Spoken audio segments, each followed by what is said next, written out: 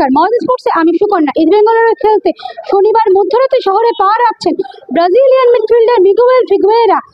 পালিত হলো হুগলি জেলার শ্রীরামপুরের সাব ডিভিশন রেফারি ও আম্পায়ার সংস্থার ৭৫ বছর পূর্তি। ফুটবলের সব খবর জেনে নিতে আমরা চোখ রাখবো ফুটবলের লড়াইয়ে।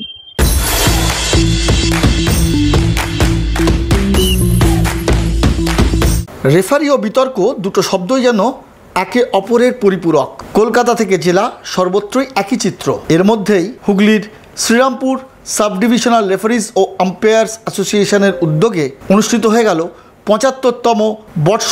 শনিবার শ্রীরামপুরের টাউন হলে এই উপলক্ষে এক অনুষ্ঠানের আয়োজন করা হয়েছিল। প্রথম ভারতীয় ফিফা রেফারি প্রতুল চক্রবর্তী থেকে আজকের প্রাক্তন ফিফা রেফারি গোপীনাথ পাইন এই জেলা থেকেই আন্তর্জাতিক স্তরে পৌঁছেছেন। এমনকি সুব্রত দাস, বিপ্লব পোদ্দার, সুনন্দ দাসরা আইএফের ম্যাচ কমিশনার হিসেবে কাজ করছেন। শনিবার তাই শ্রীরামপুরের টাউন হলে বর্তমান ও প্রাক্তন রেফারিদের মেলন উৎসব দেখা গেল। তুলে দেওয়া হলো সংবর্ধনা। হাজির ছিলেন কলকাতা রেফারি সংস্থার সচিব চিত্তরঞ্জন দাস মজুমদার। উদ্বোধন হলো রেফারিদের নতুন জার্সি। জেলা যে সিআরের সাপ্লাই লাইন তা জানালেন সিআরের সচিব চিত্তরঞ্জন দাস মজুমদার।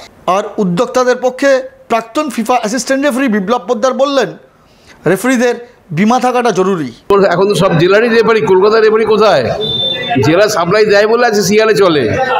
আজকে বড় বড় রেফারি তাকিয়ে দেখো, এই যে বিপ্লব পোদ্দার জেলা থেকে গেছে, আমি সাউথ চব্বিশ পরগনাতে আমি জেলা থেকে গেছি, প্রাঞ্জল প্রাচী নর্থ চব্বিশ জেলা থেকে গেছে, প্রদীপ নাগ, সাগর সেন, একবার সুমন্ত ঘোষ কলকাতা, বাদবাকি সব জেলার রেফারি।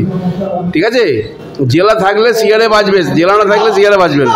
আমাদের বিমা দেওয়া নিয়ে বিমা তো করা উচিত। এবারে আমাদের ফুটবল প্লেয়ারদের বিমা আছে, বিভিন্ন ইন্ডিয়ার আউটসাইড কান্ট্রিতে রেফারিদের বিমা করা থাকে। কিন্তু আমাদের এখানে নিশ্চয়ই চিন্তাভাবনা হবে। আমি আগামী দিনে আইএফএ এবং সিআরএকে অনুরোধ করব এবং সেই স্থানে আমাদের অ্যাসোসিয়েশন শ্রীরামপুর সাব ডিভিশনের মেন সংস্থাকে বলবো যাতে আমাদের পরবর্তীকালে আমাদের বিমা তৈরি করা হয় এবং আমাদের রেফারিদের প্রোটেকশন দেওয়া হয়, যাতে তারা আগামী দিনে সুস্থভাবে ম্যাচগুলো পরিচালনা করতে পারে। এটাই অনুরোধ রাখবো। কয়েক ঘন্টা আগেই অবশ্য গঙ্গার অপর প্রান্তে নৈহাটিতে পাঠচক্র ও সুরুচির মধ্যে ম্যাচে রেফারির পেনাল্টির সিদ্ধান্তকে কেন্দ্র করে বিতর্ক তৈরি হয়েছিল। তাই বিতর্ক যেন পিছু ছাড়ছে না রেফারিদের। শ্রীরামপুর থেকে সুকন্যা মুখোপাধ্যায়ের রিপোর্ট, ময়দান স্পোর্টস।